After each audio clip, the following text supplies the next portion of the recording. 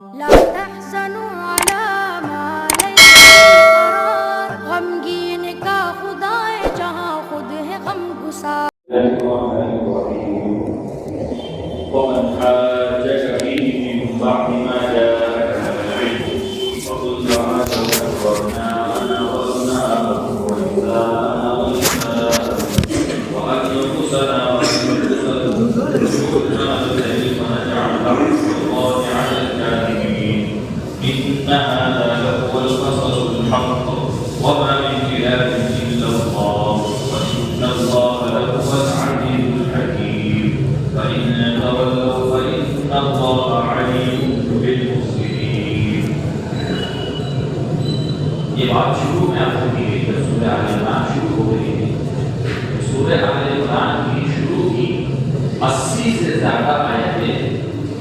نصارہ کا جو وقت نجران کے علاقے سے آیا تھا ان کے بارے میں نازل ہوئی. کیونکہ انہوں نے حضور پاک صلی اللہ علیہ وسلم سے اس بات پر بحث و مباحثہ کیا کہ حضرت عیسیٰ علیہ السلام کو خدا نے بہت سارے دلائل اس کے لیے جیسے اور انبیاء ہیں ویسے وہ بھی نہیں ہیں. جیسے اور انسان ماں کے راستے سے دنیا میں آتے ہیں ایسے ہی حضرت عیسیٰ علیہ السلام کی بھی ماں ہے مریم ہے. علماء نے لکھا ہے پورے قرآن پاک میں سوائے حضرت مریم کے کسی عورت کے نام کا تذکرہ ہے. امرأت فرعون کہا ہے, فرعون کی بیوی. امرأت نوح کہا گیا, حضرت نوح علیہ السلام کی بیوی.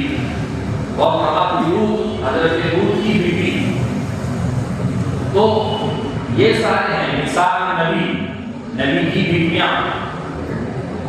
لیکن کہیں کسی کا متعین نام سوائے حضرت مریم کے نہیں ہے. علماء فرماتے ہیں اس کی وجہ ہی یہی ہے کہ اس اشتباہ کو ختم کرنا ہے کہ حضرت عیسیٰ علیہ السلام کی ماں کون ہے. ہم متعین طور پر ان کا نام ذکر کر رہے ہیں تاکہ کسی قسم کا کوئی شبہ نہ ہو. حضرت مریم ہے جن کے راستے سے حضرت عیسیٰ علیہ السلام دنیا میں آئے. پھر اللہ تعالیٰ نے ایک مثال اور بھی ذکر کی, ان مثل عیسیٰ عند اللہ کمثل آدم, کہ اگر حضرت عیسیٰ بغیر باپ کے پیدا ہونے کی وجہ سے اللہ اور معبود کے درجے پر پہنچ سکتے ہیں تو یہ حق ان سے زیادہ تو حضرت آدم کو حاصل ہے. ان کی تو پھر بھی ماں ہے, ان کی تو والدہ نہیں, نہ والد ہے نہ والدہ ہے. حضرت آدم علیہ السلام کے بارے میں روایت میں ہے ان اللہ تعالی خلق آدم بیدیہ, اللہ تعالی نے اپنی آنکھوں سے حضرت آدم کو بنایا ہے. خلقہ من تراب ثم قال له کن فیکون. یہ تو اللہ کے امر کن سے پیدا ہوا. کہیں ان کے والد کا تذکرہ نہیں, ان کی والدہ کا تذکرہ نہیں. تو اگر باپ اور والد کا نہ ہونا یہی خدا کے ہونے کے لیے کافی ہے تو پھر حضرت آدم علیہ السلام کو بھی خدا ہونا چاہیے. حالانکہ نصارہ کا خود کا یہ عقیدہ ہے کہ حضرت آدم سے بلند ہے اور انسان ہے. جب تمہارے عقیدے کے مطابق یہ شخص انسان ہے اور نبی ہے تو پھر حضرت عیسیٰ علیہ السلام کیسے اللہ اور معبود اور اللہ ہو سکتے ہیں کہ خود بھی نبی ہے. چونکہ ایک انسان کو اگر بات نہیں سمجھنا ہے, کہتے ہیں نا کہ پوری اگر نہ چاہے تو بہانے ہزار ہیں. ماننے والے کے لیے ایک دلیل بھی کافی ہوتی ہے, نہ ماننے والے کے لیے حضرت شیخ نے لکھا ہے کہ دفتر بھی بیکار. چونکہ نصارہ کے مزاج میں ایسا نہیں ہے کہ ان سارے دلائل سے وہ حضرت عیسیٰ کا نبی ہونا اور حضور کا آخری نبی ہونا پہچاننا گیا ہو. بہت اچھی طریقے سے قرآن نے تو صاف کہا ہے وہ ایسے آپ کو نبی ہونا جانتے ہیں جیسے اپنی اولاد کو ایک باپ پہچانتا ہے. ایک اولاد اپنے باپ کو پہچاننے میں چوک سکتی ہے لیکن ایک باپ اپنی اولاد کو پہچاننے میں چوک سکتا ہے. ہزاروں بچوں میں سے بھی وہ اپنے بیٹے کو پہچاننے گا. تو قرآن نے یہ نہیں کہا کہ جیسے اولاد اپنے باپ کو پہچانتی ہے بلکہ کہا جیسے باپ اپنی اولاد کو پہچان لیتا ہے. اتنے یقینی طور پر یہ آپ کے نبی ہونے کی طرف ہے کہ آپ اپنے نبی. لیکن پھر بھی وجہ کیا ہے؟ کہا کہ بھائی ضد ہے, کٹدرتی ہے. فمن حاجک فیہ من بعد, نبی جی جو شخص آپ سے لڑ رہے ہیں حضرت عیسیٰ علیہ السلام کے معاملے میں بعد ما جاءک من العلم بعد اس کے یقینی دلائل حضرت عیسیٰ کے نبی ہونے کے بارے میں بتا چکے ہیں. فقل تعالوا، آپ ان سے کہیے کہ آؤ، ندعو ابناءنا وابناءکم، ہم اپنی اولادوں کو بلائیں، تم اپنی اولادوں کو بلاؤ، ونساءنا ونساءکم، ہم اپنی عورتوں کو، تم اپنی عورتوں کو، وانفسنا وانفسکم، اور ہم اپنے آپ کو بھی حاضر کریں، تم اپنے آپ کو حاضر کرو. ثم نبتهل فنجعل لعنة الله على الكاذبين، پھر ہم مباہلہ کریں اور کہیں کہ اللہ کی لعنت ہو جس کو مباہلہ کہا جاتا ہے. علماء فرماتے ہیں اگر حق اور باطل کے اندر فرق اور امتیاز نہیں ہو پا رہا ہے اور سامنے والا کسی بات میں مباہلے کی شکل ہے، دونوں فریق ایک میدان میں جمع ہو جائیں، اگر یعنی دونوں فریق جمع ہو، ان کے گھر والوں کا جمع ہونا ضروری نہیں ہے، آ جائے تو کوئی یعنی حرج نہیں ہے، لیکن یہ ہے کہ یہ دونوں فریق جمع ہو کر کے اپنی زبان سے یہ بات کہیں کہ دونوں میں سے جو ناحق پر ہے اس پر اللہ کی پکڑ ہو اور وہ اللہ کی لعنت کا شکار ہو. لیکن علماء نے کہا ہے مباہلہ ہر امر میں نہیں ہے اور مباہلہ ہر ایسی بات میں نہیں ہے، بلکہ وہ ایسی یقینی بات جس کا قطعی اور یقینی ہونا قرآن و سنت سے ثابت ہو چکا ہو، لیکن اس کے باوجود اگر سامنے والا ماننے کے لیے تیار نہیں ہے تو پھر ایسی صورت میں اس کو مباہلے کی دعوت دی جائے.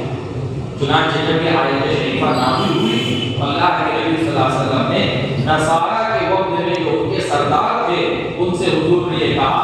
اگر تم کو کسی دلیل سے بات سمجھ میں نہیں آ رہی ہے تو آخری راستہ مباہلے کا ہے، سامنے میدان ہے، میں بھی آتا ہوں تم بھی آؤ، میں اپنی اولادوں کو تم اپنی اولادوں کو، میں اپنی عورتوں کو لاتا ہوں تم اپنی عورتوں کو. چنانچہ اللہ کے نبی صلی اللہ علیہ وسلم نے کہا کہ ہم مباہلہ کریں گے اور جو جھوٹا ہوگا اس پر اللہ کی لعنت ہوگی. نصارہ نے جب یہ بات سنی تو انہوں نے آپس میں مذاکرہ اور مشورہ کیا اور کہا کہ اتنی جلدی جواب مت دو، آپس میں مشورہ کر کے اس سے وقت دو، بعد میں ہم اس کو جواب دیں گے. ورنہ اللہ کے نبی آپ ہمیں 3 دن کا موقع ہے، 3 دن کا موقع ہے. انہوں نے مدینہ کے اطراف کے یہودیوں سے مشورہ کیا، بنو نذیر تھے، بنو قریظہ تھے، یہ مدینہ کے اطراف میں جو یہود کے قبائل تھے یہ ان کے سرداروں کے پاس گئے اور جا کر کے کہا کہ دیکھو ہم تو ان سے مناظرہ مباحثہ کر رہے تھے، لیکن اب بات جب تک سوانی تھی تو ہم تو ساری چیزوں کا انکار کر رہے تھے، لیکن اب یہ ایسا معاملہ آ گیا ہے، اب یہ تو آگ اور پار کی بات ہے، تو اب ہم اس بارے میں کیا کریں. باوجود یہ کہ وہ یہود اللہ کے نبی صلی اللہ علیہ وسلم کے ہر طرح سے دشمن تھے اور آپ کو نقصان پہنچانے کے در پر ہوتے تھے، نصارہ کے وقت سے یہ کہا کہ اگر تم اپنی اور اپنی اولادوں کی نجات اور بھلائی چاہتے ہو تو تم ان کے لیے ان کے ساتھ مباہلے کے لیے کبھی تیار نہ. ہماری ہدایت تو یہی ہے کہ تم ان کے ساتھ کبھی مباہلے کے لیے آمادہ ہو، اسی میں تمہارے اور تمہارے گھرانے کی نجات ہے. اللہ کے نبی صلی اللہ علیہ وسلم نے ادھر ان سے گفتگو کی اور ان کو مہلت وقت دیا. جیسے ہی تیسرا دن وقت مقررہ آیا، حضور پاک صلی اللہ علیہ وسلم اپنے ساتھ اپنے نواسوں کو، حضرت حسن کو آپ نے انگلی پکڑی اور حضرت حسین کو آپ نے گود میں لیا، حضرت فاطمہ بھی ہیں، بعض روایت میں حضرت علی رضی اللہ تعالیٰ عنہ بھی ہیں، ان حضرات کو آپ نے اپنے ساتھ لیا اور آپ آئے اور نصارہ کے آنے کا انتظار کرنے لگے. جب وہ آئے تو آپ نے فرمایا کہ ہاں تم تیار ہو مباہلے کے لیے؟ ورنہ نہیں اللہ کے نبی ہم مباہلہ کرنا نہیں چاہتے، ہم مباہلہ کرنا نہیں چاہتے. فرمایا پھر کہا کہ جو آپ نے 3 تجویزیں پیش کی تھی، اسلام لانے کی وہ تو ہم نہیں لاتے، جزیہ دینے کی ہم کو ٹیکس دو یا ہم کو جو ہے تم ایک مقررہ مقدار سال کی ہم متعین کر دیں گے، تم کو وہ دینا پڑے گا. کہا کہ یہ دوسری شکل کو ہم قبول کرنے کے لیے تیار ہیں، ہم سال بھر میں تم کو 2000 جوڑے کپڑے، سفر کے مہینے میں 1000 اور رجب کے مہینے میں 1000، مورخین نے لکھا ہے، مفسرین نے لکھا ہے 2000 جوڑے ہم بطور ٹیکس کے اور بطور جزیہ کے سال بھر میں آپ کو دیں گے، اور اس کے علاوہ کچھ درہم دینار ہیں اور کچھ جانور مویشی ہیں. یہ مقدار وہاں پر طے ہوئی. اللہ کے نبی صلی اللہ علیہ وسلم نے فرمایا تم نے اپنے لیے بھلائی کو چنا ہے، اگر تم میرے سامنے مباہلے کے لیے آ جاتے تو تمہاری نسلیں ختم ہو جاتی اور دنیا سے نصرانیت کا خاتمہ ہو جاتا. بعض مفسروں میں ہے کہ اللہ پاک تمہیں کسی جگہ کسی میدان میں بندر اور خنزیر بنا دیتے، تمہاری صورتیں وصل کر دی جاتی اگر تم میرے سامنے مباہلے کے لیے جاتے. چونکہ روایت میں ہے حضور پاک صلی اللہ علیہ وسلم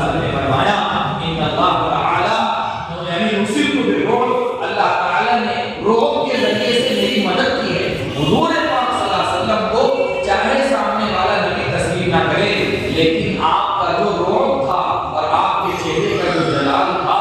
اس کا اثر، اس کی ہیبت، علماء نے لکھا ہے 1 مہینے کی مسافت میں جاتا، 1 مہینے کی مسافت تک آپ صلی اللہ علیہ وسلم کے رعب کا اثر ہوتا تھا۔ اور علماء نے یہ بات بھی لکھی ہے، ایسا نہیں ہے کہ یہ رعب حضور کے دنیا کے جانے کے ساتھ چلا گیا ہو، بلکہ آپ صلی اللہ علیہ وسلم کی لائی ہوئی سنت اور طریقوں میں اللہ تعالیٰ نے یہ رعب قیامت تک کے لیے رکھے ہیں۔ اسی لیے حضرت عمر رضی اللہ عنہ کے بارے میں ہے، یعنی حضرت عمر کو فارس کا بادشاہ خط لکھ کر کے کہہ رہا ہے کہ عمر تم مدینہ میں ہو لیکن تمہاری موجودگی کی وجہ سے ہر وقت ہمیں اپنی کرسی خطرے میں محسوس ہوتی ہے اور ہمیں اس بات کا خوف ہوتا ہے کہیں ہماری بادشاہ کو حکومت چلی نہ جائے۔ علماء نے لکھا ہے مدینہ سے فارس کا فاصلہ 1 مہینے کی مسافت ہے۔ یہ وہی رعب ہے جو اللہ رب العزت نے حضور پاک صلی اللہ علیہ وسلم کی سنتوں پہ رکھا۔ تو نصارہ باوجود کہ وہ اپنی کتابوں کے عالم تھے اور وہ اپنے یعنی مذہب کے بڑے جلیل علماء میں شمار کیے جاتے تھے، اس کے باوجود حضور پاک صلی اللہ علیہ وسلم کے رعب کے سامنے آپ صلی اللہ علیہ وسلم سے کہا کہ ہم مباہلہ کرنے کے لیے تیار نہیں ہیں، بلکہ ہم جزیہ دینے کے لیے تیار ہیں، ہم آپ کو سال بھر کا اتنا جزیہ آپ کی خدمت میں پیش کر دیا کریں۔ انہا لہو القصص الحق، اللہ تعالیٰ یہ کہہ رہے ہیں کہ یہ سارے سچے واقعات ہے۔ وما من الہ الا اللہ، یہ بات سن لو اللہ کے علاوہ کوئی معبود نہیں ہے، وان اللہ لہو العزیز الحکیم، وہی غلبے والا ہے، وہی حکمت والا ہے۔ فان تولوا، اگر اس مباہلے کے بعد بھی اور ان سارے مباحثے اور مناظرے کے بعد بھی یہ سرکشی کرتے ہیں، فان اللہ علیم بالمفسدین، ایسے فسادیوں کو اللہ تعالیٰ اچھی طریقے سے جانتے ہیں۔ دنیا میں چاہے اللہ پاک جیت دے دے، لیکن آخرت میں اللہ کی پکڑ جو ہے وہ بہت سخت ہے۔ اور معاملہ یہی ہے جیسا کہ گزشتہ درس میں یہ بات ذکر کی گئی کہ باوجود نافرمان کو نافرمانی کے اللہ پاک دنیا کی وسعتیں نعمتیں دیتے ہیں، یہ بھی ایک قسم کی پکڑ ہے کہ جتنی نعمتیں بڑھتی جائے گی وہ سرکشی میں بڑھتا جائے گا۔ اس لیے کہ حضرت شیخ رحمۃ اللہ علیہ فضائل صدقات میں لکھا ہے انسان کے پاس جب تک مال اور اسباب نہیں ہوتا ہے اس کا دماغ کسی طرف چلتا نہیں ہے۔ جب مال اور اسباب کی فراوانی ہوتی ہے تو ہمارے یہاں محاورے میں کہا جاتا ہے کہ انسان کو ہری ہری سوچتی ہے، تو پھر وہ جو چیزیں کرتا ہے وہ تنگی کے زمانے میں نہیں کرتا ہے، مشقت اور یعنی مجاہدے کے زمانے میں وہ چیزیں نہیں کر پاتا ہے۔ علماء نے کہا کہ نافرمان کو اللہ پاک فراوانی اسی لیے دیتے ہیں تاکہ وہ اپنی سرکشی میں زیادہ سے زیادہ آگے بڑھے اور آخرت کا معاملہ اس کے لیے اتنا زیادہ سنگین ہوتا چلا جائے۔ اللہ تعالیٰ یہ کہہ رہے ہیں فَإِنَّ اللَّهَ عَلِيمٌ بِالْمُفْسِدِينَ، کہ اگر یہ سرکشی کر رہے ہیں تو تم اس کی فکر مت کرو، ان کو جاننے والے اللہ تعالیٰ ہیں، اور جو جاننے والے ہیں وہی بدلہ دینے والے بھی ہیں، وہی معاوضہ کرنے والے بھی ہیں۔ یہ اللہ کے نبی صلی اللہ علیہ وسلم کی تسلی اور صحابہ کی تسلی کے لیے کہ اتنا سب کچھ ہونے کے باوجود بھی ان کے ساتھ اتنی بھیڑ کا معاملہ ہے۔ جیسے حضرت عمر رضی اللہ عنہ نے اللہ کے نبی صلی اللہ علیہ وسلم کے بدن مبارک پر آپ کے بستر کے نشانات دیکھے۔ اللہ کے نبی صلی اللہ علیہ وسلم کا بستر انتہائی معمولی قسم کا ٹام کا بستر ہے، روایتوں میں آتا ہے، مشہور قصہ ہے، حضرت حفصہ نے ایک دن اس بستر کو بجائے 2 پرت کرنے کے 4 پرت کر دی۔ اللہ کے نبی صلی اللہ علیہ وسلم نے فرمایا کہ نہیں، اس کو جیسا تھا ویسا ہی کر دو، اس کی نرمی صبح کو اٹھنے میں مانے مت کی۔ حضرت عمر اللہ کے نبی صلی اللہ علیہ وسلم کی خدمت میں جب مدینہ میں یہ بات مشہور ہوئی کہ اللہ کے نبی صلی اللہ علیہ وسلم نے اپنی بیوی کو چھوڑ دیا ہے اور اپنی بیویوں کو طلاق دے دیا ہے، اپنے طلاق نے کی علیحدگی اختیار کی، تو حضرت عمر رضی اللہ عنہ آپ سے ملنے کے لیے گئے اور آپ کے پاس جا کر کے دیکھا آپ کا معمولی سا بستر ہے، ایک چھوٹا سا کٹورا ہے اور کچھ کھجور اور جو ہے وہ کمرے کے کنارے میں پڑی ہوئی ہے، یہ کل کائنات حضور کے کپڑے اور حجرے مبارک کی۔ حضرت عمر نے فرمایا اللہ کے نبی یہ کیسا ہو کس طرح وہ مخالص، یہ اللہ کے نافرمان باغی ہیں، ان کے پاس سونے چاندی کے انبار ہے، ان کے محلات ہے، قالین ہے، ساری دنیا کی نعمتیں ہیں، آرائشیں ہیں، آپ امام پر بھی آئے، آپ کے بدن مبارک پر یہ نشانات ہیں کاٹ کے، اور آپ کا یہ معمولی سا مکان اور یہ معمولی سا سامان زندگی۔ روایت میں ہے اللہ کے نبی صلی اللہ علیہ وسلم اس بات کو سن کر کے جوش میں آ کر کے اپنے بستر سے اٹھ کر کے بیٹھ گئے اور فرمایا عمر تم اب تک اس دھوکے میں ہو، اللہ نے ان کے لیے دنیا بنائی ہے اور ہمارے لیے اللہ نے آخرت بنائی۔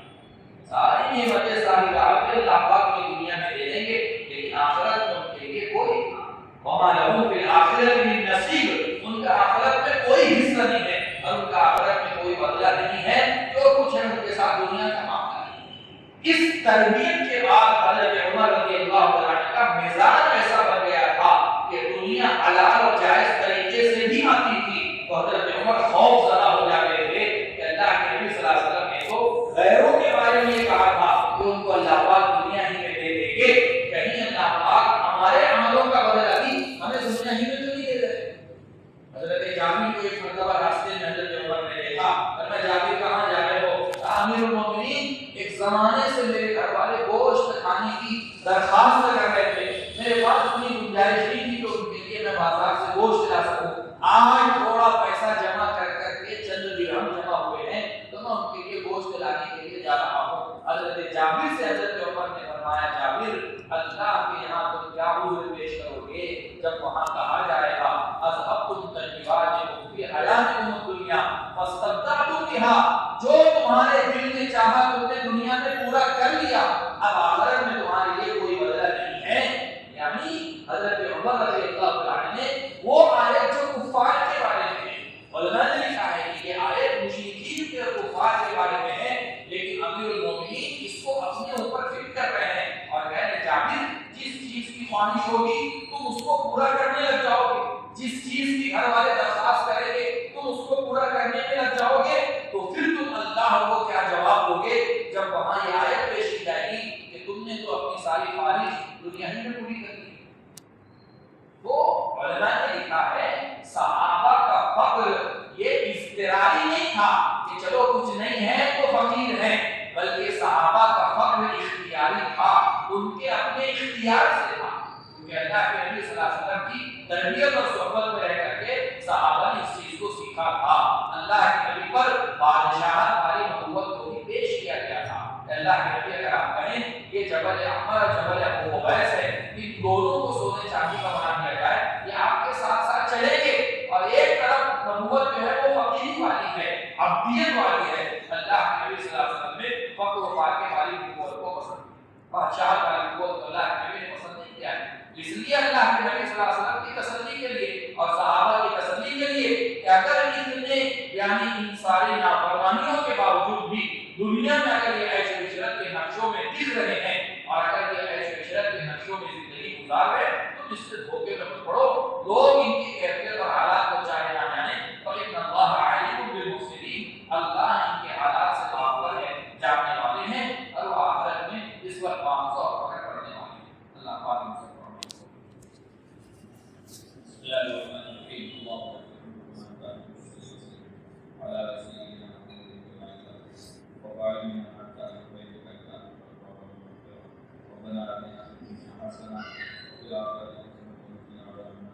اللهم اعنا على ذكرك وشكرك وحسن عبادتك، اللهم اعنا نفوسنا تقواها وزكها انت خير من زكاها انت وليها ومولاها، اللهم